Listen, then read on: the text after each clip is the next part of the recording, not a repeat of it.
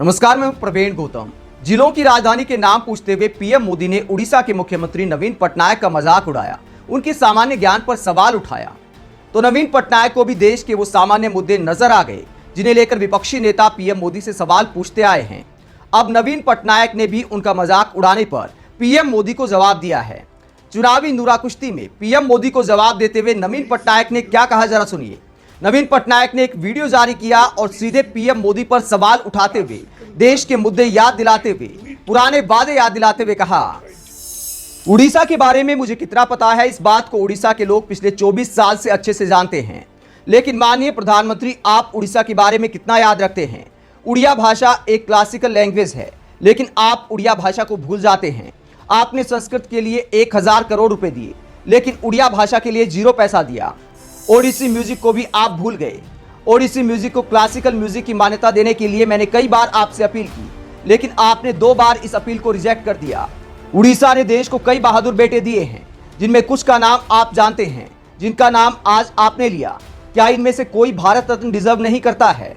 आपने इतने सारे लोगों को भारत रत्न दिया है, लेकिन आप उड़ीसा के बहादुर बेटे बीजू पटनायक को एक बार फिर भूल गए। आपने उड़ीसा के किसानों की एमएसपी दोगुनी करने का वादा किया था, लेकिन आप इसे भूल गए। आपको उड़ीसा के लोगों को अपने दिमाग में याद रखना चाहिए और कोस्टल हाईवे का निर्माण करना चाहिए, जिसे आप भूल गए हैं। उड़ीसा का प्राकृतिक खनिज पदार्थ कोयला है। आप उड़ीसा से कोयला लेते हैं, लेकिन पिछले 10 साल से आप कोयले की रॉयल्टी बढ़ाना भूल गए हैं। आपको सिर्फ चुनाव के वक्त उड़ीसा याद आता है, जिसका कोई फायदा नहीं है। क्या आपको याद है कि आपने 2014 और 2019 के चुनाव में क्या वादे किए थे?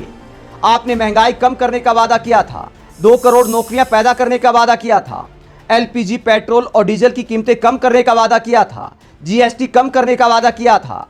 उड़ीसा के लोग इन वादों को भूल नहीं पाए हैं। 10 जून को कुछ नहीं होने वाला है और ना ही आने वाले 10 साल तक कुछ होने वाला है। बीजेपी उड़ीसा के लोगों का दिल नहीं जीत सकती। तो नवीन पटनायक जवाब देते हैं कि आप उड़ीसा को किए गए वादों को भूल गए।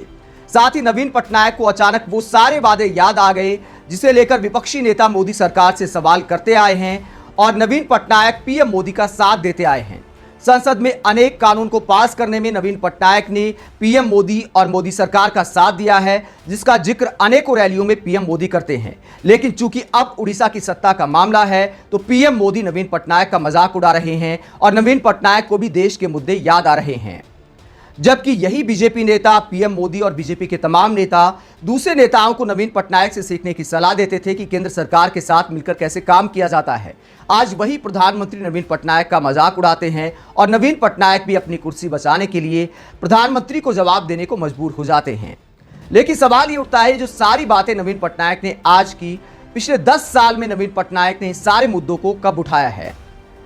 आप नवीन पटनायक के पीएम मोदी को ऐसे जवाब को लेकर क्या सोचते हैं? कमेंट बॉक्स में अपनी राय जरूर दें। अगर आप हमारी पत्रकारिता को पसंद करते हैं तो थैंक्स के ऑप्शन का इस्तेमाल करें, वीडियो को लाइक करें, चैनल को सब्सक्राइब करें। नमस्कार।